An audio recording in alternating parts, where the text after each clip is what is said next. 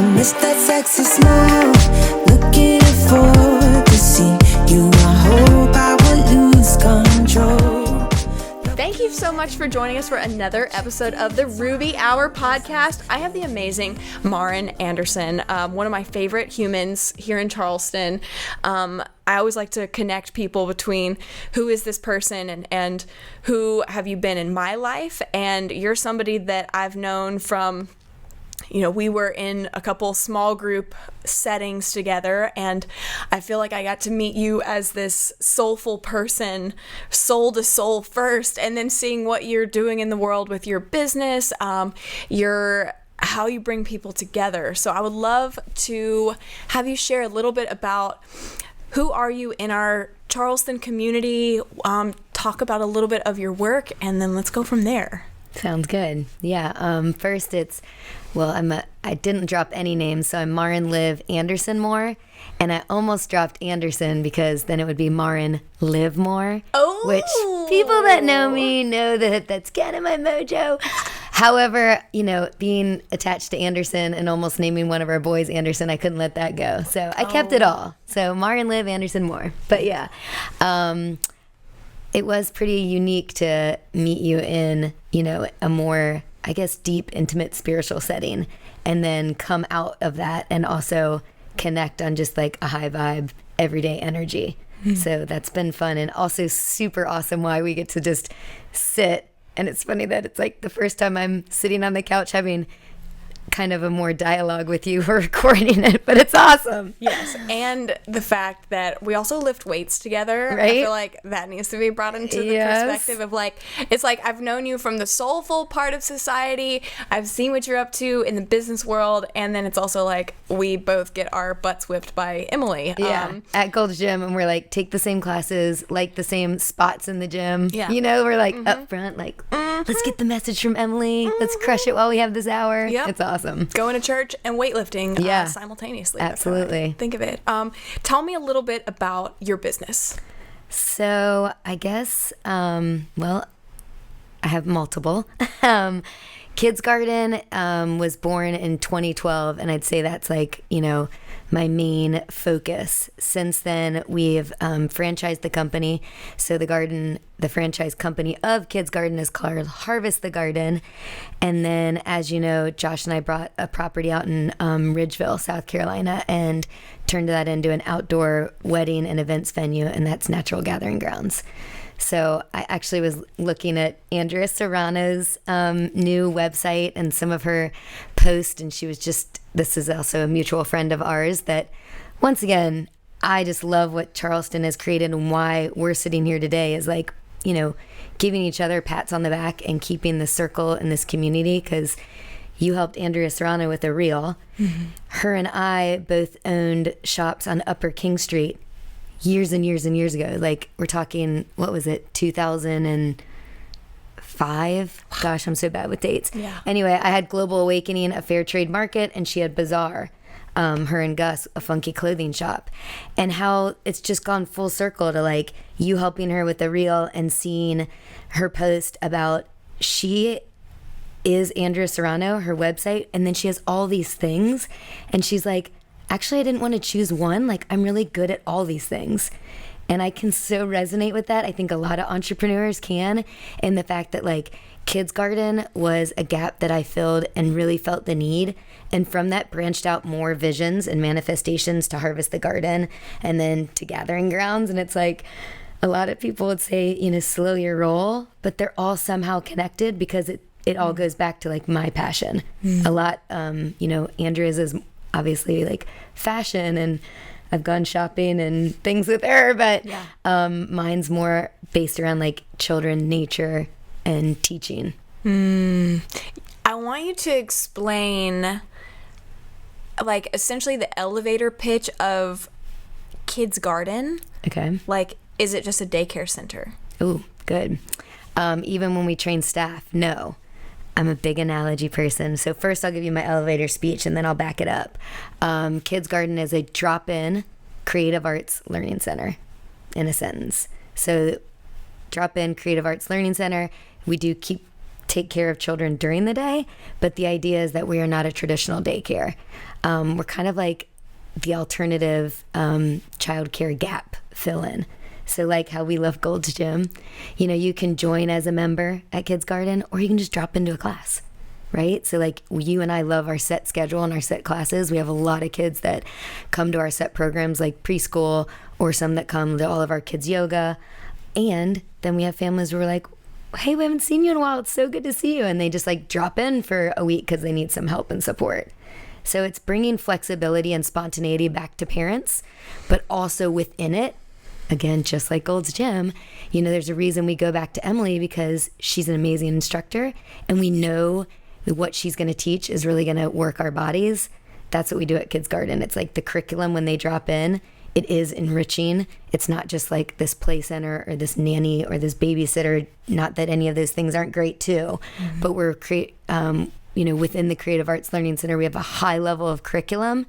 So it's that whole like, we've got you to the parents, peace of mind for them, and giving them back the spontaneity and support that so many of us need, especially this last year. I think it's incredible. I love the business model. I love the fluid side of that, because I mean, I don't have children at this chapter in my life, but I feel like that is such a missing piece, where parents are wanting to either find something fresh or vibrant. And yeah, with children, there's structure is such a crucial thing, but it sounds like you're able to create an avenue for parents to find their time, or just a little snapshot of reprieve, or, you know, really being able to build exactly what they need for their family and for them as individuals. Yes. And as a, you know, as a husband and wife or life partners. I think that's beautiful. Yeah, you know, I'm definitely one of those parents where I just missed the baseball setup for my 10-year-old. And I'm like, why don't my friends tell me I'm supposed to do this? Like at almost 42, I still feel like other people should be helping me along the way. And when you do have a child, all of a sudden people are like, have you registered for daycare? Have you figured out what school you're going to go to? I'm like, oh my gosh, I'm just trying to make sure my breast milk's coming in and that I'm eating properly. And so it really came out of this selfish, like, man, I'm just not one of those people that like pre-plans. And I love and surround myself, especially in business, with type A, and I'm not that. So it started with that when I was doing holistic health counseling and figuring out like, man, how do I get somebody to watch my kid for like a couple hours without planning months or years in advance for a sitter? And then where it grew is like, looking at, you know, your business model. So many of the entrepreneurs now are not working a set 9 to 5. And so I didn't want Tristan at 2 to be in a daycare from 8 to 2 or 8 to 6. And I also didn't want to have to pay for it. And I didn't have the capability to pay for it. So, you know, I started looking around and I'm like, wow, like architects, real estate agents, you know, videographers, wedding photographers. There's so many workers that don't need everyday, all day care. And so, you know, I was like, I might be onto something. And it was Tiffany Jackson, who you've also seen.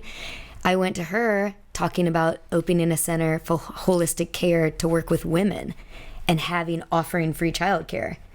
And the more we dove in just as friends, she was like, Maren, you're really gifted with the kids. I think you should hone in on that. And she was one of the many, which I totally wanted to shout out in this podcast, like the amount of women that have been in my circle and that have either, you know, pushed me a little bit or held my hand or supported my back through it all has been incredible. And it's just those deep conversations where you're like, man, thanks for like kind of challenging me. She's like, it would take you like 5 years to get women to come to the center based on she's like, I'm a naturopathic doctor. I'm doing it. I support you. But let me like hone in on what your talents are and where I can see a little bit more need is. And then like, boom, the idea sparked and just kept growing. So yeah. What has been your why for your love of children and this gift that you have towards taking care and nurturing young souls? Ooh, I like that. I've always been drawn to children. I got my master's in education before having them. I've had my astrological chart read and, you know, there's certain things that you just come to this world with, and I definitely am a natural mother, according to my chart. And however you take that, it's just kind of a cool backbone. I think what I realized with Kids Garden and walking away from holistic health counseling was it was really hard to change people's behavior. As we get into adulthood, there's a lot of barricades helping people change habits. But what I saw the beauty of like a new seed, hence the word garden, with the kids is like, wow, I can really like plant these seeds, show them, create opportunities for different learning styles, and give them, they say between 0 and 7 is when a child's like is formed. So give them these opportunities. So my connection to children, I feel like I came in with the desire to teach came from this ability to really like see the world in I would say I'm always a glass is full, half full person, and kids give you that. Like they're not afraid to ask the questions. The other day, so I recently got a haircut by another awesome woman, Caro, and this little girl looked at me and goes, "What's going on with your hair?" And I was like, "Ooh, what do you think?" She's like, "Is it wet?" I was like, "Well, I showered, it's a little curly." I just love the ability for children to cut right through it. And also what's cool about teaching and Kids Garden is that we have so many different educational theories, right? Like you think of a biodynamic farm, right? Like certain things grow next to other things. And if you harvest one thing, the soil gets richer. And what I found with my son and my own self was that while I loved Montessori, it's a theory, and I love Reggio, and I love play, and then I also love like some standard, just like read this, highlight. But creating my own center allowed me to like give it all, kind of like, again, like at Gold's, like, or at any sort of gym you walk into. Yeah. Like you can choose to get on the treadmill one day, you can do weights, you can go to a class, you can meet a friend, you can not.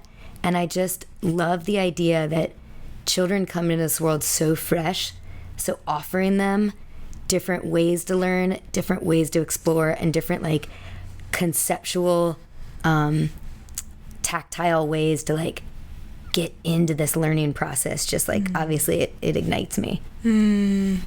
Long-winded answers always. It's so good. It's so good because it's like how many, like we're not all one size fits all minds, and the way each of us finds our approach, and I love that with the different styles. That's a huge thing of even, in our company, we make everyone do the Strength Finders 2.0 and find out, what's your biggest disposition of functionality. Are you like by the book? Do you need to have space in your creative process with cutting a video? Do you need to have deadlines? Do deadlines make you panic? And catering to each person's intrinsic strengths and where we can add support or minimize weakness.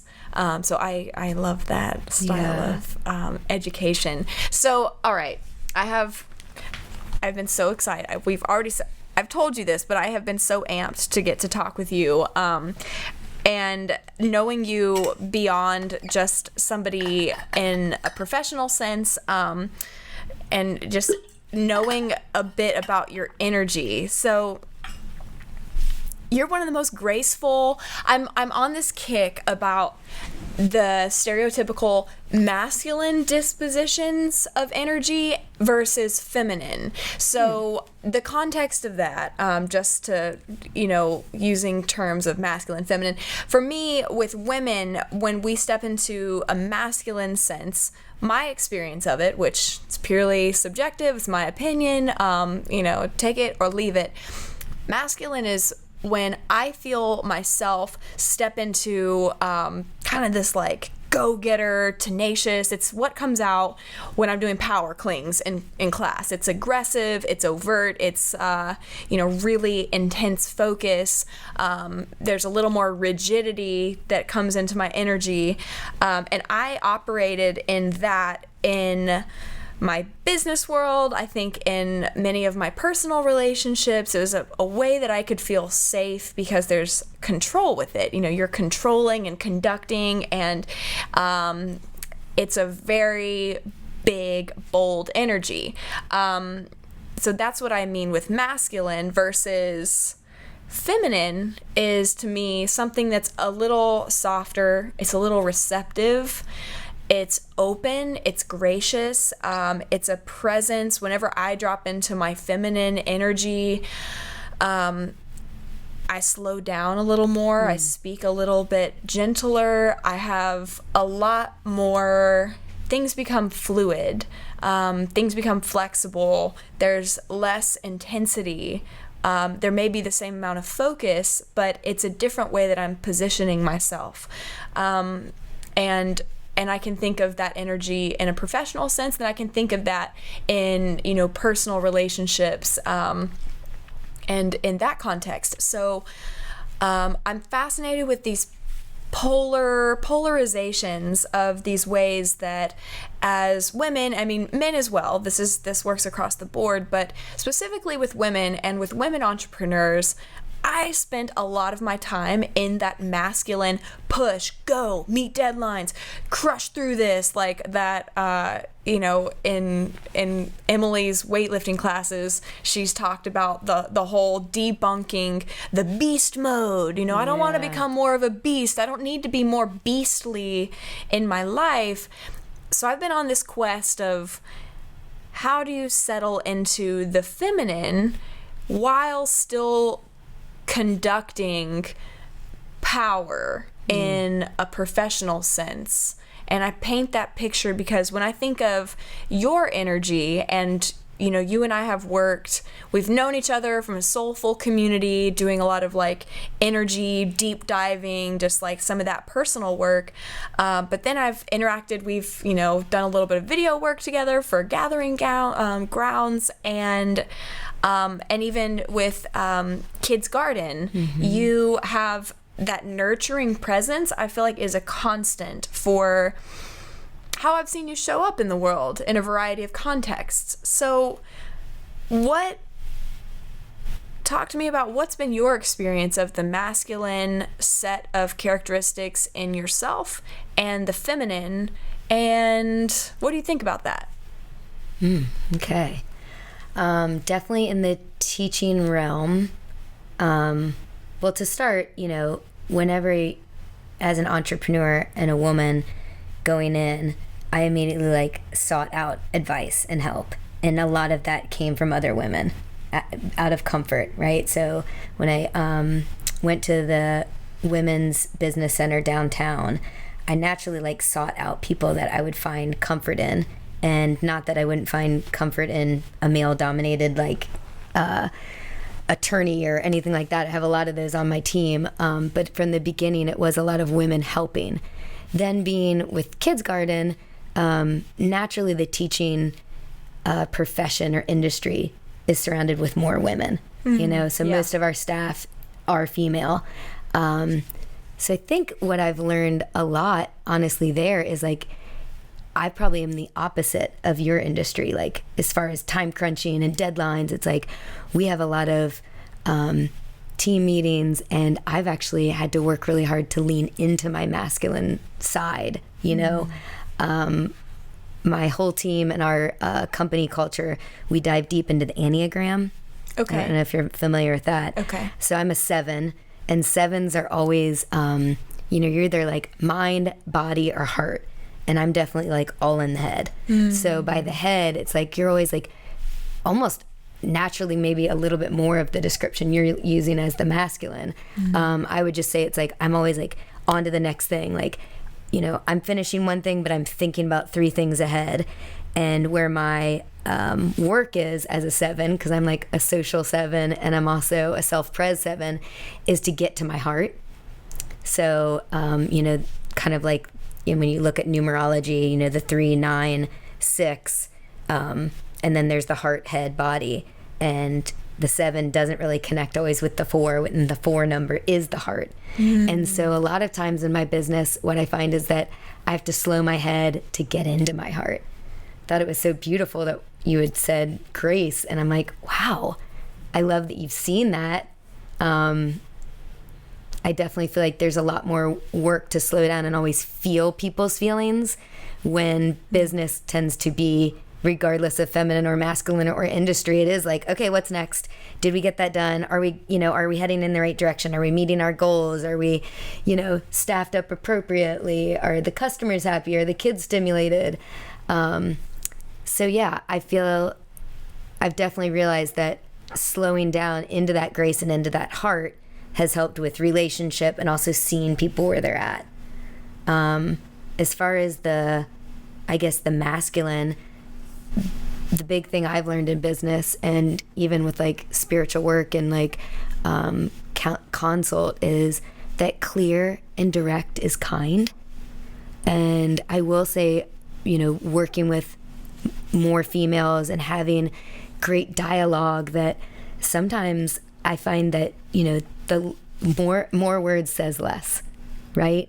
So when you're giving a performance review or staff feedback, I find that it's like I'm fluffing the pillows instead of really just setting them down and being like, this is how I want it, right? Mm-hmm. And so that's something I would say I'm the opposite, having to lean into that clear and direct is kind and more words says less, and really just setting expectations and not putting emotion behind it. Meaning, in business, make it practical and keep it straightforward, but then personally making sure I lean into that heart type. And then the only other shout out for another awesome woman entrepreneur in the feminine world is Gervais. Yeah, and Society. Man, even, working in a predominantly female industry, it's like, that's been some of my favorite networking is, like I loved when you were like, put on something cute. I'm like, what? Yes. It's Thursday. I'm like, gonna put some makeup on instead of just run to the gym. Oh my gosh. But Gervais has created such an amazing thing with the Champagne Society. And I love that it's like a sacred place for women to like come get dressed up, embrace your feminine, like get dressed up for no reason other than yourself. Yes. And so I think just in general, I have so much positive female energy in this community of Charleston that I haven't really come up against the wall that, I don't know, maybe that you're describing. I think that's beautiful. I love, I feel like softness begets softness. And I think of, this journey that I personally have been on with finding more softness in my life and finding more of the feminine. I know that when I first, we're coming up on 7 years of, having my video production company here in Charleston. I know. I'm like, what? I just kept telling everybody 5 years. And I'm like, oh shit. Like, I've been here a minute. But I think out of my insecurity or just, my lack of confidence when I first got rolling, I had a certain energy that I would put out, whether it was with clients or like other like wedding or event and vendors, where I would be like, oh yeah, like what do you got going on? Yeah, like blah. Like it was just like this front because I didn't want to show like actually I really don't know how to get plugged into this network, or how do I get on preferred vendor lists? I don't know, and I don't want to seem desperate, and I don't want to be vulnerable, so I'm just going to cover my pink belly and show you my really nice little hedgehog sharp quills, and I'm just gonna roll. I'm gonna look cute, but like don't get too close. Like if I show you my strength, you won't see my weakness. Yeah. And so I would go with that energy, and I surrounded myself with even with a handful of women that were around me. When I reflect back on who was influencing my perception of whether it was the Charleston business community or just getting into weddings, I gravitated towards women that had a very dominant, let's go get them, just put some lipstick on and just do it. And it's like, that's like putting lipstick on a pig. Like, why are we trying to fit into, it wore me out. I guess the big thing is that I recognize that energy of being in the masculine so often. I was like strung out. I felt it in my body. I felt that embodiment of like just, my body physically was very rigid. And so it's cool. I'm thankful that in this chapter of life and business and really coming through the pandemic, slowing down and recognizing the quality of life is, who are my people that I can get dressed up and go to a pop-up shop and look beautiful, and just for the sake of, because we want to. Right. So it's a different rhythm. But I love, you're somebody that I'm like, okay, she's a very, to me, you're somebody that's very inspiring in our business community and the things that you've created and built. It's like truly creativity. And I'm like, and you have a softness about you.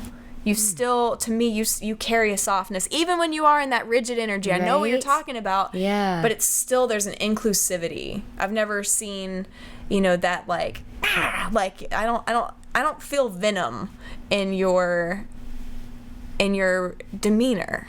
So it intrigues me. Thank you. Because maybe I'm a little venomous sometimes. Well, that leads to a good amount of like spiritual therapy. And my teacher was a man with a strong masculine role. There's a lot of people that wouldn't work for. One thing I know that really helped me, like my business opened and there was some stuff in there that was like stagnant. And it's not for everyone, but one thing I learned with him was like, he cut me open. And he always said, like, it's way easier to do it with a sharp knife and go right in than be, like, slowly cut or stabbed from behind. And that being cut open, broke open, and really seeing yourself, it doesn't mean you're cured, right? All it does is put your guts on the table, and then you decide, like, okay, cool, that's what they look like. I know they're in there. They're going to pop out every once in a while. How do I handle them? And then really being able to like sort through them. So it was like, almost like the ogre in Shrek, like just peeling the layers of onion off. And the work never stops, right? Like I told you today, waiting for you for a moment, like I'm so grateful. I was always like late, and I was actually early and trying to learn these new habits. And then having a journal in my car to be like, this has actually worked out perfect because I have a journal. These are all things he taught me along the way. And did I do them every time? No way. And how many times did I have to learn them? Over and over and over again. And I still like refer to his acronyms and old journals. And but I do feel like I learned a lot of depth about myself. But it, like I said, it's just like entrepreneurship, right? Like you figure out one thing, or parenting. It's like you get through one stage and then there's the next. So it's like the challenge never stops, but hopefully the toolbox is there to help. What brought you to doing that emotional work? What was happening in your life where you had a moment where you're like, I need support? I've left Charleston a handful of times, lived in other places. I had just gotten back. And I was like, everybody was kind of all my people were in different spots. And while it was great to like see them all, there was just this like disconnect. And it was one of those, a friend of mine that was like, hey, you want to go? It was like called group in like a church. And I'm like, yes, absolutely. Like I've always had a connection with God, and, whatever that is for different people, like it's always been, a co-pilot. And so I was like, absolutely, I'm interested to check it out. And immediately in the first like circle knew that I was like, okay, I don't want to just be in a group. Like I want some one-on-one. I think I've always sought out, a lot of people like reading romantic dramas. Like if you looked at my bedside table, I'm always into some sort of, I don't hate, but the term I guess would be self-help in like Barnes and Nobles or something. Oh, yeah. But I'm always just seeking like, how can I look inward? And so, after like one session, there was that push. And I was like, oh, I want more of that. Like actually, when I went to open up Global Awakening, the one I told you about way back in the day, I went to a SCORE meeting and a guy was speaking, and there was like 20 of us. And he was like, so inspiring, Chris Cooper. And he said, if anybody wants to follow up with me, I'd be more than happy to give you advice. And out of all the people, I was the only one to follow up. And here I was wanting to start a fair trade shop. He was like, what is it? He gave me like 15 reasons why it wasn't going to work. And I loved that. And I still ended up opening it up. And he's like, but I loved the challenge. You know what I mean? I didn't want somebody to be like, that's a great idea. You should do that. Yay. Best of luck. Yeah. And with spiritual and like therapy work, like I have enough good girlfriends to kind of powwow with or, you know, moan and complain, I guess, sometimes when you need to. Yeah. What I really liked was that mirror, that reflection where it was like deep work, like cutting me open to be like, guess what? The only person responsible for this is you, yourself, and you. Yeah. You know, me, myself, and I. Yeah. And so, yeah, I think a lot of grace comes from, you know, I don't know who says it, but it's like, before you tell other people how to clean up their house, clean up your own. Yeah. Yeah. Well, and I was taught every time you want to point a finger at somebody, remember you have 3 other fingers pointing back at you. Ooh. So it's like just, you know, the little bit of a check of always. I like that. Yeah, like the triggering off of somebody else's, you know, oh, you're late to this thing. That's so annoying. And then it's like, oh shit, how often am I in this position? How am I, you know, it's bringing it full circle to diffuse the charge. Yes. Yeah. Okay. I'm going to look at my questions because I've been so pumped. Okay. Yeah, it's all good stuff. Okay.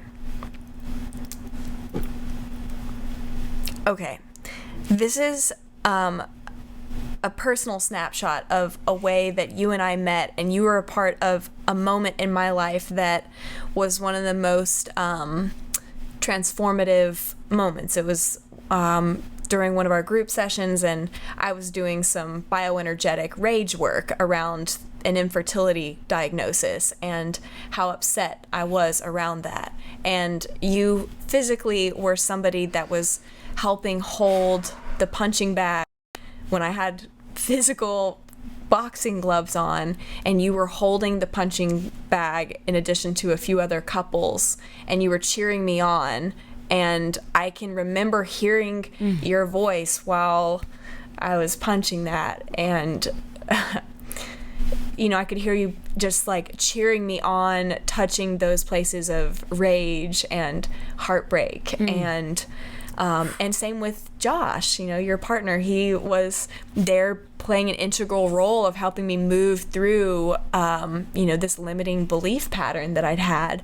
But you were holding that punching bag on the floor for me with a freaking archaic looking rope and cheering me on, being like, get it, go after it, until I couldn't throw another punch, and I collapsed on that punching bag and was sobbing and just completely soft and had nothing left to give. What was that experience like for you?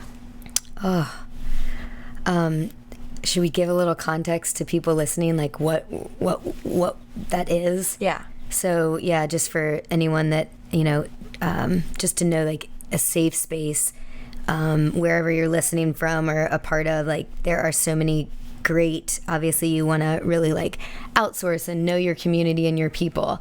I've been so fortunate to sit in different spiritual circles, and what that looks like is like, whether it's a women's group, you know, there's lots of, I think, like, well, you could call them health coaches or life coaches that will create this. And typically it's sitting in a group. The particular one that Shelby and I were in was couples just wanting to work together, like, right, to like get through.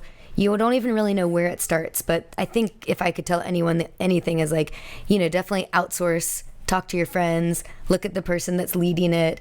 Some really deep work can come up, like what Shelby was so brave to do.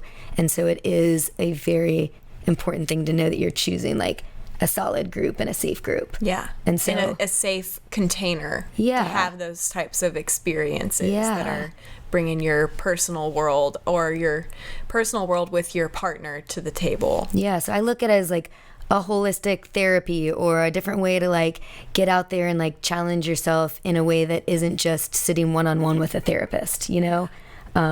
Group work is everything from, you know, like steps to journal better to getting through some really deep stuff. So being in the circle with you, I mean, and wow, the bravery and the empathy and the connection that was felt holding space for you. I mean, I was just tearing up thinking about it. I've done similar work. So naturally, you know, when you're holding space and you're with people in such an intimate setting, you feel and remember the clarity and the connection of like getting it out and also being supported. And then there's just such a, you know, there's an inner child work that we all go back to, like protecting our own inner child and our own self and seeing you that way. And then naturally, I think the beautiful thing about group work is the person that is in, we always called it like the hot seat, right? It's not even always that, there's no judgment. There's no like, what is happening? It's like, what's happening is happening for all of us. And so naturally, there's just a piece of you that connects so deeply. And that's what I experienced with you, was like just a deeper connection where, yeah, it's like we've never had a surface conversation since that moment, clearly, because how could we? You know, it's not like... There's no like, so what sports game are you watching this weekend? After you're like, yeah, so my knuckles are bleeding. We were testing the mics and she was asking me what to eat, which I ate for dinner. I'm like, really? No, let's talk about something else, because I don't even know what I ate for dinner, but I can go way quicker. Yeah, so it's, I mean, also there's like a little fear when you're like, oh my gosh. And one of the things I learned through a lot of the work that I was cut open is like, it's not my job to save people. Right? And so I've sat in discomfort. I've avoided my own discomfort. And then you sit in that discomfort of like, saving you would have stopped you, you know? And there's so many times in life that you want to save. What does that mean contextually? I love this so much. What does it mean if someone's coming around and I'm sharing, oh, I'm really sad, I got this infertility diagnosis, I'm heartbroken, what would saving look like in that moment? Oh gosh, the first thing, I guess, you know, like, well, I've got the person, you need to try this, or do you know this? And immediately like solving, or, you know, it might even be like, come to my house, I have this person, I'll even pay for you to get it done. You know, it's a little trickier with infertility. I definitely have had a handful of women in my life go through it, and naturally I've wanted to help and share advice. And there is I feel like it's a tightrope line of knowing, where are you saving, where are you helping? But it is a lot of that sitting in the discomfort of being there to like hold space for what you need to get out, right? Without just solving your problem. So the saving looks like, if I have tension or I'm upset, I've got to charge energetically. I'm really, if I have something, saving would look like trying to come in and soothe and go, no, it's okay. Let's put that fire out. It doesn't need to be here. You're going to be okay. There's these doctors. There's these. I know this. Please stop feeling bad. Yeah. Let me stop your pain, because it'll help me not feel pain as well. Yes. And so what you're suggesting is the art of it is to not jump in and save somebody from their experience, because it's ultimately them having the experience is the biggest gift they can have. 100%. And I mean, it hits me like a rock. I have learned, and there have been so many times where, you know, watching a friend try to grow a business and struggle, and I'm like, okay, just tell me, and I have all these ideas, but I'm trying to like push down my 7-ness and really lean in again to like get out of my head and into my heart. Because my teacher always said, like, if I fall down, do not stop me from falling. Don't pick me up until I ask. And I'm like, oh, like, what? Like, I'm here to, and it's this innately like, you know, my mom always taught me, like, have the house nice, put out the cheese and crackers, you know, and there's a time and a place for it. But yeah, it's allowing people to get to their experience, right? Like, nobody stopped me from the hardships I had, which got me into the next thing. And I feel like everyone that you ever read about or interview, it's like they've always had some sort of, people have gotten bankrupt or they've hit their rock bottom, or yes, stopping that process. It's like the saving is actually like extinction, you know, like let them roll. And it's hard for people, and definitely myself. I don't want to sit in my own discomfort, and man, it's hard to watch other people sit in theirs, especially when you're like, oh, ask me, I could give you the answer, you know? Yes. Or like, oh, I'm so good at soothing and comforting. Like, just come here. Like, just, it's okay. Like, just let me hold you, and we're going to just console, you know, no more bad feelings. Because you sitting there in pain, I don't want to think about my own pain. Right. Yeah, it's a hard one. I know, right? Because then on the opposite side, as a woman, it's like, then you can be considered a you know what, and it's like, but yeah, finding, you know, a common place of being there and being supportive. But you're right, not the rescuing, not the saving. Well, and it's the art of creative tension. You know, this is something Jessica Ruger. Jessica, if you're listening, I love you.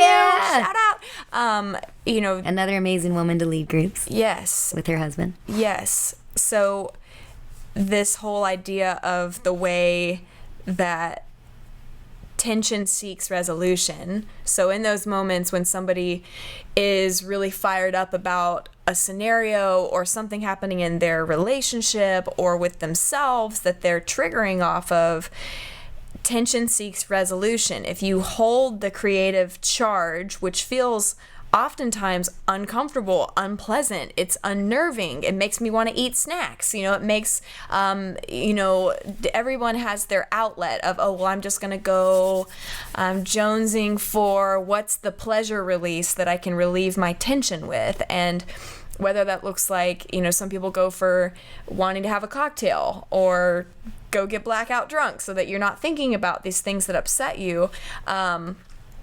But the beauty is if you can hang in the tension and bear witness to it as best you can, it will find a resolution. And if you don't dilute that creative potency with something that's upsetting in your life, if you can sit with it long enough to look it in the face, oftentimes it will lead you to the answer to change that and to find something magical from it. If you can just be brave enough to sit with it an additional 3 seconds. It's these little teeny moments. So that's been huge from the work that I did with Jessica Ruger in this last 2 years, is in those moments. And, you know, in my personal world, I've had lots of transformation in this last year, and, you know, redefining my world beyond an infertility diagnosis. You know, that's something that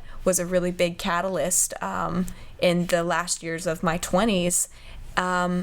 But it is like, how can we steward the discomfort? Because the discomfort will lead us ultimately to where we need to go if we can be brave enough to sit with it. And I know for me, that's been my greatest work these days, is knowing, and I can see it from the symptomatic side when I find myself, you know, I love to eat my feelings. So, you know, when I feel myself in the middle of writing something and I hit a nerve of something that's really intense, and then I'm starting to think about, man, wouldn't it be cool to have some like brownie bites or some sort of, I go to snacks, and then I'm like, I'm thinking about food and I don't physically have hunger right now. I must be onto something. So it's almost a reverse backing up and seeing where the tension is. But I think that if we're brave enough to look at our tension and steward our tension, it often leads us. And if we don't relieve it or relieve our friend's tension of, oh man, I'm really upset about, why do I keep finding myself in this cycle in my personal life or in my business? Why do I keep losing these sales? Why do I keep, and rather than being like, oh, well, it's because you're doing this or you're not doing this or you should add this, if they can find their way, that can be, they'll find their own resolution. Yeah, it's hard. It's hard, especially when you have like, you know, whether it's like a partner, a husband, or a lifelong friend, and walking that line of like, but that's the work we all have to do. Allow each of us to take our path. I love that. It's not always easy, that's for sure. Mm-hmm.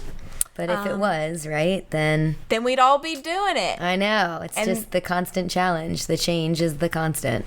There's the Stephen Pressfield, he has the book The War of Art that is really kindred to stewarding creative tension.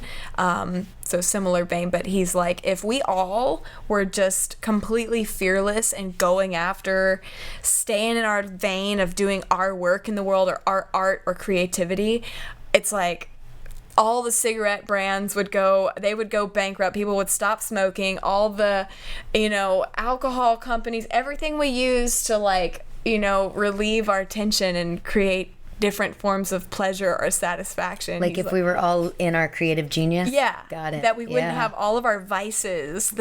These different industries would collapse or have their, they wouldn't do what they're doing now because I often will go for my snacks or, whatever the tension reliever There's always something in our head that will also we talk about not saving other people, but how many, I guess your snacks is that saving you. Yes. Right? And we all have that where it's like, ooh, I'm not going to think that. I'm just going to protect myself and put my guard up. And then it's like, ooh, or I could lean into it and figure out a little more depth to it.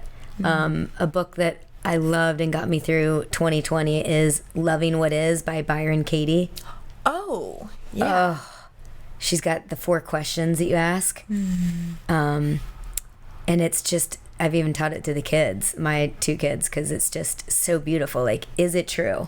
It's like, and she, it's definitely worth a read, but a lot of it goes into that headspace of letting go of the chaos and the overthinking and the uncertainty and just accepting what is. Wow, my friend has chosen not to call me back or text you back, and the brain and the thoughts, and then it's and that's what is, and allowing these next things instead of creating this mental game of psychosis where you think everything. But yeah, I need more of that in my life, of accepting what is. Yeah, and she goes deep and then gives lots of scenarios and then even takes it to really difficult scenarios where is it true? Do you know? How do you know it's 100% true? And then, the 4 questions are awesome. But anyway. I love that. Talk to me about when you feel, whether you think of it as stress or, from I like the language of in my chapter of life right now around when I feel myself going into such a hyper masculine, heady energy where I'm on guard.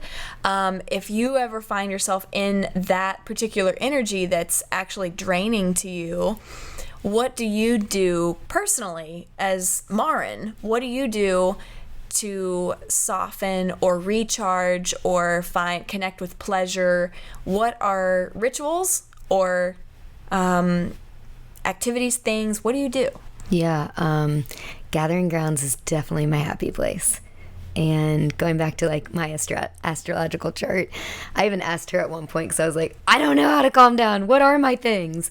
And she was 2 things that will always calm you are staring at a fire and being near water and in nature. And so she was it's no shock that you bought 54 acres and like to be out there. It definitely is, it sounds kind of, I don't know if it's necessarily cliche, but just staring at a fire, being outside, being by a pond. I love sitting on either my porch on James Island or my porch out at the farm and just sitting, with a cup of coffee, with, either a book that I'm reading, try to do every, the 10-minute just silence, but also just being. Watercolors are really soothing.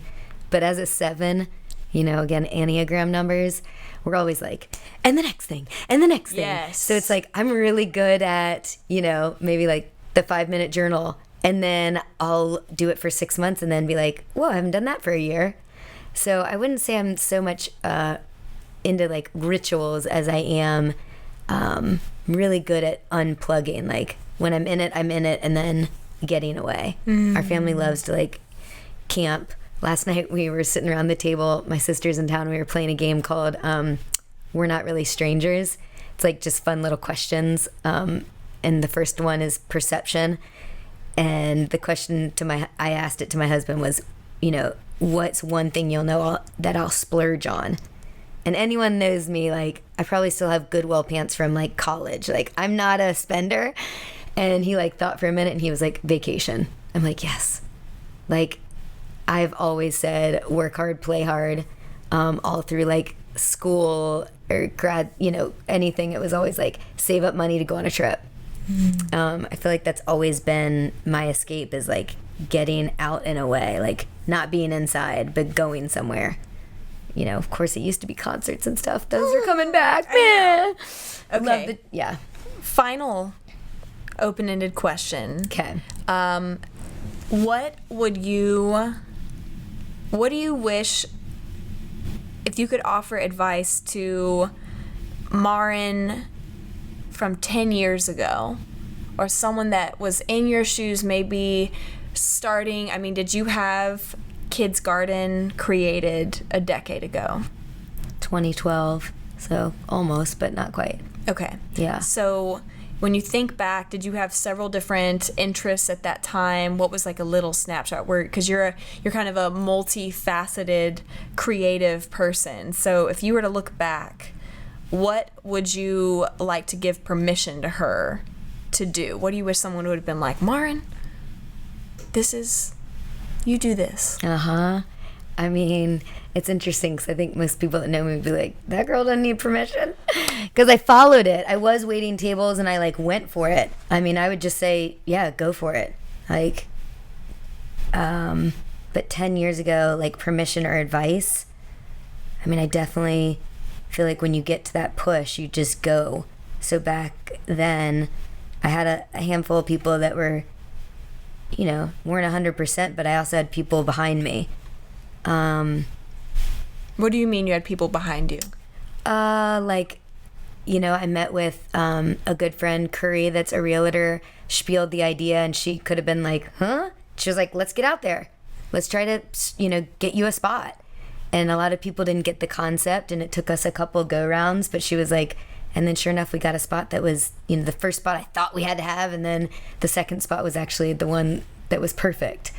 What would be to 10 years ago? Man, I feel like that person could probably give me advice now, to just keep asking the questions, keep finding the people that will make you think, go deeper. Because, 10 years ago was that like deep spiritual work, still doing it, but yeah. Sorry, so the direct question was the advice or what? Yeah, but I'm kind of loving where you're going with this, of recognizing, just what advice would you offer to 10 years younger Maren? What would you want to give her a heads up about, or be like, girl, go for this, or don't be afraid of this, or, keep pressing into this one thing that you're really good at? In business, I wish I would have learned more things like technology-wise. I like getting into like the Google Docs and calendars. I'm like, God, I could have saved a lot of time if I would have just. So yeah, I think good habits. That's what's coming up. Is like, I'm reading a book right now. It's called The Greatest Salesman in the World, and there's different scrolls. And right now, the first scroll is like, as an adolescent, we're a slave to like impulse. Like that's just what we go to, and kind of greed and lust. And as we age, we need to like transform that into just like these good habits that we form. Something that's coming up is like discipline in one area leads to discipline in others. And I don't mean that like you've been bad, not disciplining a child in a negative way, but more just like having the rituals, like following through, creating principles and values of your life and living them, not just being excited about them and journaling them and then forgetting them 6 months later. What Ooh, keeps you... So that's coming. Yeah. Yeah, what keeps you practically? What are drivers that have been successful for you with building habits in your life? Hard. I think the rate of return, right? Like working out at Gold's Gym, I've been doing since, because I can feel it, right? Immediately, it's like, whew, my day feels better. I sleep better, So it's always the things that I'm like, oh, that worked. It's the ones that don't work as quickly, like I think it's Joel Peck in the book of Driven Life Purpose, like instant gratification. You see it a lot in kids, right? Yes. And I'm about to be 42 and I still like instant gratification, but it's the habits that you don't have instant gratification from that are harder, right? And oftentimes maybe the greatest where we... they're the underneath the surface, like if you keep chipping away at it. Yeah. So that'd be my advice to myself 10 years ago is like formulate good habits and live and know your like life's mission and principle and really adhere to it because it just keeps you on a straighter path.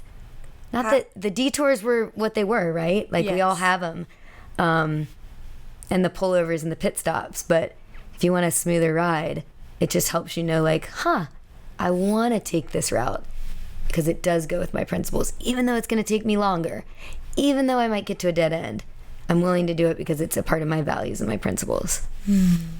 How do you keep track of your values and principles? Do you write? Do you record? Do you like record voice memos? How do you remember? It was like all that deep spiritual work and journaling and going back to them.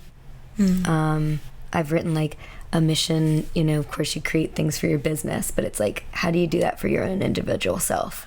And so, doing that and going back. And I think as we change and evolve, it changes with us, right? Like one thing I think I've learned a lot through 2020, and Emily actually spoke to this. I love my takeaways from her classes, is unity is not uniformity. And I had to like sit with that, like, wow, whether you're talking politics, dietary choices, how you work out, what you eat, where you shop, right? Like there can be unity in all of it, but it doesn't mean we're all doing the exact same thing. And so that really spoke to me, like with, teaching children at Kids Garden, right? Like we have this unity center but there's not uniformity in what they're doing and how they're doing it. They're all learning different, touching, feeling, exploring in different ways, right? And I think that's so important. And I almost would wish that was like a billboard. Tim Ferriss always asks people on his podcast, like, what would you put on a billboard? I'm like, Emily, you nailed it. Like, unity is not uniformity. Like, we all have our individual things we came in with and we're going to leave with and we came to learn, right? And we all have different values, and that's okay to not know that, like, you and I have a lot of unity in the things clearly like that we're into, but we're not like showing up in the same uniform and doing the exact same moves. Like we have our uniqueness, and I think that's something to really embrace. Yeah. Beautiful. Love where this all goes. We can do this for days. Yep, I love it. Maren, this has been amazing. Thank you so much for spending this time with me. Thanks for your grace that I was freaking late this morning. Oh, I love it. No problem. That was just perfectly full circle of everything we just talked about. How can people get in touch with you, or if they have any follow-up questions around anything that we talked about, or if they're like, I would love to get a cup of coffee with you, what's an easy way that people can follow up with you? Yeah, we're both businesses are on all the social spaces, so Kids Garden and Natural Gathering Grounds. Okay, so Kids Garden, what is the Instagram handle? At Kids Garden, okay, right? And then at Natural Gathering Grounds. Okay, so at Kids Garden and at Natural Gathering Grounds. You got it. Awesome. Yeah, that's where you find me. And yeah, I'm super excited. There's a lot ahead with all I feel like women and entrepreneurs in this year, and super excited to see what all comes about. We're gonna make some magic. Yeah, it's pretty. Awesome. Thank you. Yeah, thank you so much for your time. This was fun. It's a sexy smile, looking forward to see you. I hope I won't lose control. Love you every night, no checking the time, just us loving